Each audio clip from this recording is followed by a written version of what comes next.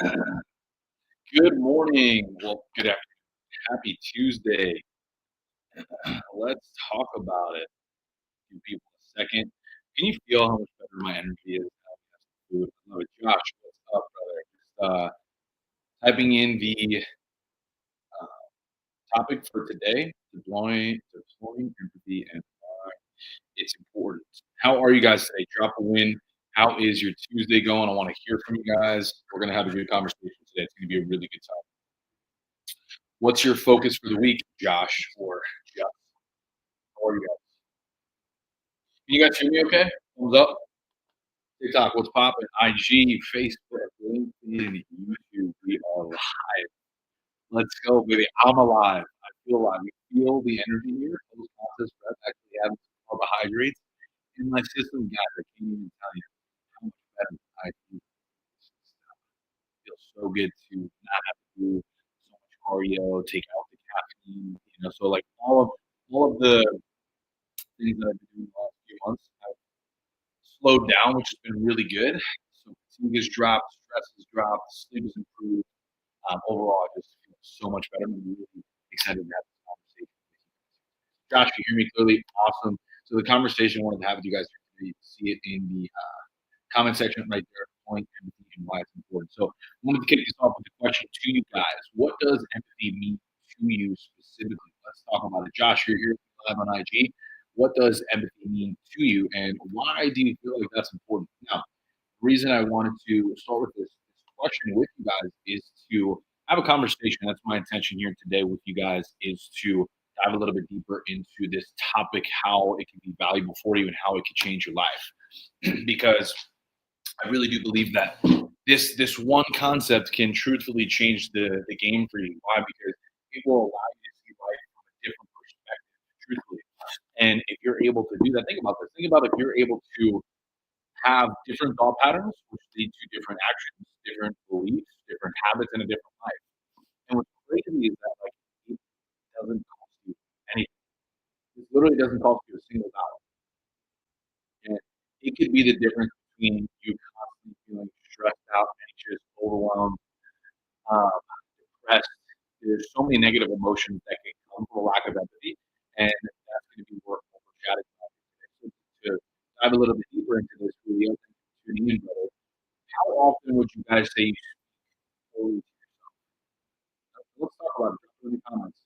TikTok, what's going on? Tyler, Flavio, how are you guys? We're talking about empathy and why it's important. Tennessee, thank you for tuning in. So if you guys feel comfortable and you want to engage in this conversation, let's talk about how often do you speak poorly to yourself. Now, the reason I'm asking this question is because a lot of us have these thought patterns and these loops, these beliefs in our brains of who we think we are. But in reality, I want to challenge you on that. We are who we say we are every single day. So if you're constantly telling yourself, I'm not this, I can't do that, then you'll continue to get more of that. And then we have these results that happen in our lives based on the way that we're thinking. And then we get frustrated with the lack of results that we don't have, but we're not willing to change the way that we think about it. Look after yourself. What does that mean exactly, Josh? Unpack that. Brittany, how are you? Let's talk about it. We're gonna have a conversation. There's 7 of you guys over there on TikTok. Let's talk. Carlos, what's up, brother? This conversation will change the game for you.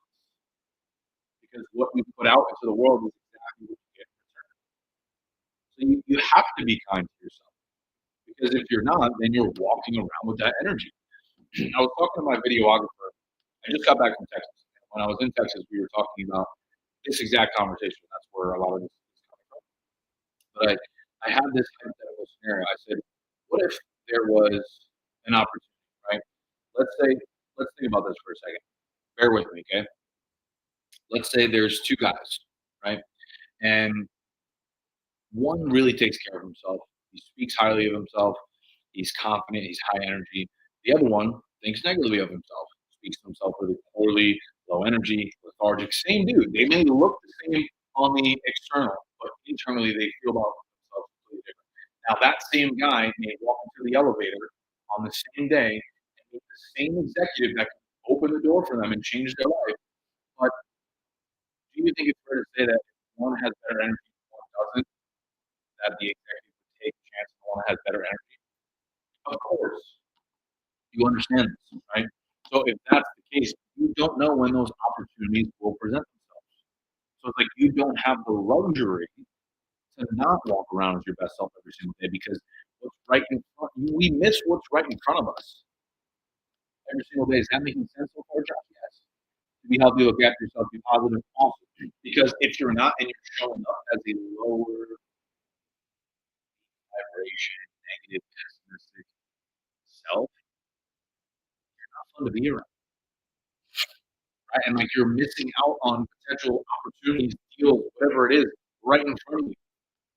Hold on, ladder. Okay. Don't smoke. Andy, what's up, my man? How are you? Josh, is making sense so far. Do you resonate with this?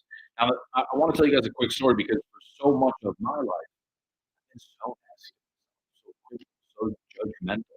This is something I'm actually working on. This is why I wanted to, have this conversation with you guys. I think it's so important. I hear it so often, even just the way that people will speak to me or respond to me. It's like I can see it in the words that you use, in the language right away. And if it's not on point, that's a problem. You must always be positive in the universe. Put positive things in life. I love that, Josh. Agree. Now, the caveat to that is it's not always so easy to be positive. There's certain strategies that we need to have in place in order to combat that. Would you guys agree? Thank you guys for the follow on TikTok. I appreciate it. Would you guys agree with that? That there's certain things that you need to have in place to make sure that you are a positive person? Because if you don't, it's going to be really challenging to do that. But I think for me, just to go back to the story that I was sharing a little bit, I was so bitter for so long because I didn't have the things that I wanted for myself. And I thought my life was supposed to look a certain way. You guys resonate with that? You feel like maybe we should be further along, that things should have been a little bit differently. So we put so much pressure and judge ourselves so hard because we thought this was supposed to look this way. Now it doesn't. So now we feel less than we feel behind, really frustrated that we don't have the things that we want. Does that land for any of you guys? This is a good question. Definitely, you guys are resonating. Awesome. I love that. Do you find people who are physically fit have a positive self-image about body dysmorphia? I think that's an awesome question. I think that I'll just speak for my own self. I think that the better I improve my physique, the better I do feel. But body dysmorphia is also a real thing. I literally just got off the national stage this past weekend, competing at literally the biggest bodybuilding show in the entire country. And even just having a few off-plan meals and having some voting and motor retention to look at myself, I'm like, it really just don't like the way that I look. So I think that in the gym community, yes, majority of us will probably never be satisfied, and that's okay. I think that's something probably a different conversation for another day. But I do believe that if you take care of yourself and you are physically fit, you'll probably have a better self-image as opposed to somebody that doesn't. It does make logical sense. And I also believe that the reality is that us human beings, like subconsciously, we're going to judge somebody immediately based on how they, we might not sit here and say that and be honest, but that's the truth. If I'm meeting somebody, if they're out of shape, they're sloppy, they're not put together, they don't take care of themselves, they don't have haircuts and clothes, you're immediately going to perceive them as less authority as opposed to somebody who is clean cut, clean shaven, nice fit, put together, tight clothes, they look clean. You're just going to respect what they have to say a little bit more because they respect themselves. And that's this whole game is just all a mirror. It's all directly correlated to how you feel about yourself, right? So if you're not taking care of you, you cannot take care of anyone or anything. It's just the truth. So a lot of people, specifically, excuse me, when I was first starting my coaching career, for those who don't know, I'm a bodybuilding contest prep coach, coaching now for 5 years. I've been training for over a decade. When I first started my career, I was working with a lot of female lifestyle clients, and a lot of them would continuously tell themselves that they couldn't do things. They would speak very poorly of themselves. And I would constantly have to challenge them. It's like, well, is that what you want to be true? Do you think that constantly telling yourself that you can't do something is going to help you get it done? Probably not. And that's this conversation. We need to deploy more. We need to be kinder to ourselves, and we're actually going to attract the things that we want. And that's what this is all about. The reason I asked if you're more disciplined, the more positive you are, I would agree. I think discipline is freedom because even just coming back from the show now and having a little bit more off kind of food, it's like I start to like feel a little different. I deserve this?" Meanwhile, mind you, I just prepped for 8 months. Literally almost this entire year, I was tracking, weighing, measuring every single ounce of food, measuring my cardio, my step count, my training, logging all my weights, totally nonstop, like accountability, everything. And then the minute I stop, I'm like, I don't know if I deserve to like take some time off. Like right now, this whole week, I'm not training.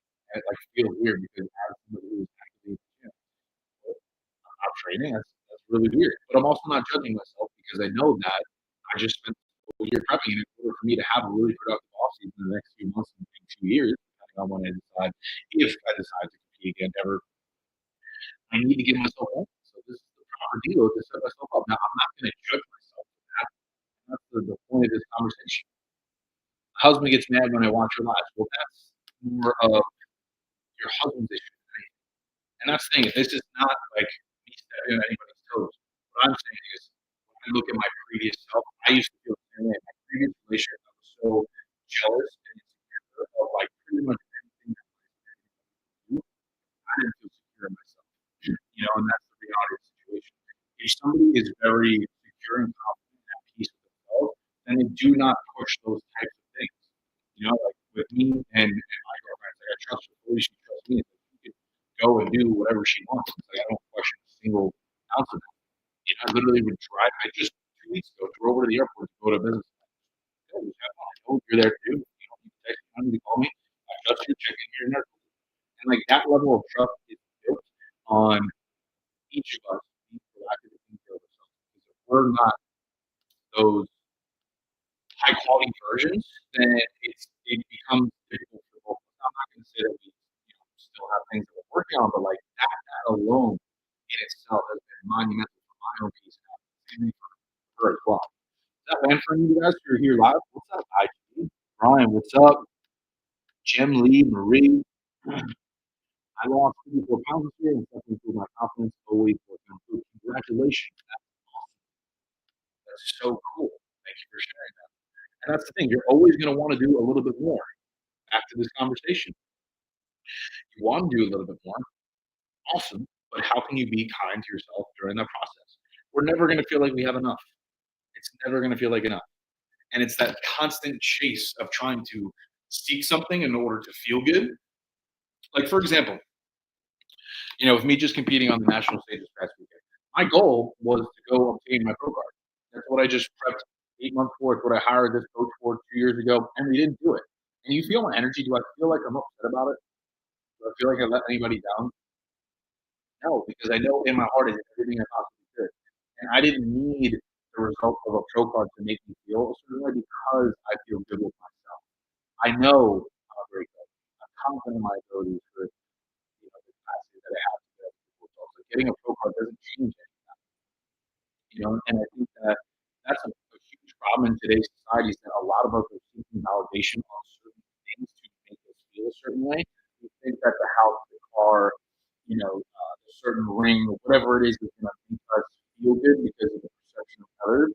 But if you're operating under that capacity, you've already lost because you're in a normal position that is grounded based on external circumstances. It doesn't come from within. Happiness and peace comes from within. That stems from the relationship that you have with yourself. The relationship that you have with yourself is built from the things that you do based on the promises that you keep every single day. Right? It's you getting up in the morning, you not hitting snooze, making a bed, hitting the workout, hitting the water, all of that. That's what fitness is to me. It's the gateway of a higher quality of life. Why? Because when you build yourself, you build everything around you. It's a mirror. Everyone's a mirror. I gained 8 kgs in 4 months after my rugby season. Awesome, bro. I love that. Does that. Does that make sense so far? Does that help any of you guys? Are you getting value so far? If so, drop some fire in the comments. I didn't even get to finish my story either. That's why I love chatting with you guys. Because, it really just makes me change the trajectory every day, which is really cool. But to go back to the story that I was sharing a little bit about before, being so critical and judgmental for myself all the time. It's trying to fight tooth and nail to make shit happen. But I think for me, once I really started to develop my faith and drop into that and just step back, let things flow a little bit, I truly believe whatever's meant to be will be. It's not really up to me. I want to just pause there and say that for a little bit. There's a lot of peace because I think that we all want happiness, peace, and in order to get that, it comes from building yourself. You know, whatever faith looks like to you, but like for me, it's just knowing that God's got my back. That's okay. I don't need to fight tooth and nail to try and make things happen. I'm a good person. I do the right thing every single day, and that has to count for something. What do you think is more important, speed or fitness? Well, that depends on the person and the goals. And I think that everything is contextual based on the individual what they're trying to accomplish. So when you guys, ask me certain questions, it has to have more context. If you're a rugby player, Josh, then you would probably train more athletically, and speed and performance might be a little bit more important to you as opposed to me. I'm a bodybuilder training for aesthetics to compete on stage physically with how I look. So training like an athlete, powerlift, I don't train for speed, I don't run, I don't do any of that. I'm solely fixated on just sculpting my body because I'm a bodybuilder. I used to be an athlete. I used to be football, baseball, I played baseball in college, but I don't do that. Now I train this way, which is completely different. Does that make sense? So, everybody else fucking love iced coffee besides you, right? If you're handed your dream job along with all the knowledge of said job, what would you do? I already have it. I'm, I'm living my dream job, and it wasn't handed to me. I had to fucking earn it. I had to earn it. I had to find the courage to leave the 9 to 5 that I was at 3, 4 years ago, move to a different city myself, take a chance on myself, and shit, man, we're fucking here. If that's not a testament to what's possible, I don't know what will. I don't know what is. I'm originally from New York. I couldn't take the snow. That shit was crazy. Bulldog Jim Ware, what's up, brother man? How are you? We just had a good conversation talking about empathy and why it's important to be kinder to yourself. I think myself included, and a lot of us are very critical, put a lot of pressure on ourselves to perform a certain way. Where does that come from? Why is that something that we continuously do? We know it's not serving us. And I was just having a conversation about this one with one of my clients. Like, why are we so frustrated about the way that we're performing in RDL? Like, is it that serious? How could you be a little bit more kinder to yourself in that process? How can you work extremely hard, but also say, hey, you know what, I'm doing this my first time on earth. Like, I don't need to beat myself to the ground to get a result, regardless of whatever result that is. It could be fitness, business, relationships. That's why I like to expand on some of these topics. Just like, yo, just be kind to yourself. It doesn't cost you anything. So I have some questions for you guys that I want you to take some time and reflect on. Before you, Josh, was another good question. See, you guys, Josh asked me a question. He's going to get a good answer. My eyebrows are on fleek, right? In your opinion, where is the line of overworking yourself? Again, context dependent.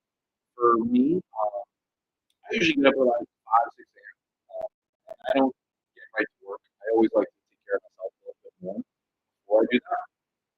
So usually from like 6 to 8 a.m. first 2 hours, shower, eat breakfast, um, do a little more routine, read, journal, meditate, whatever it is. Drive to the gym, usually get to the gym around 9 o'clock, train for an hour.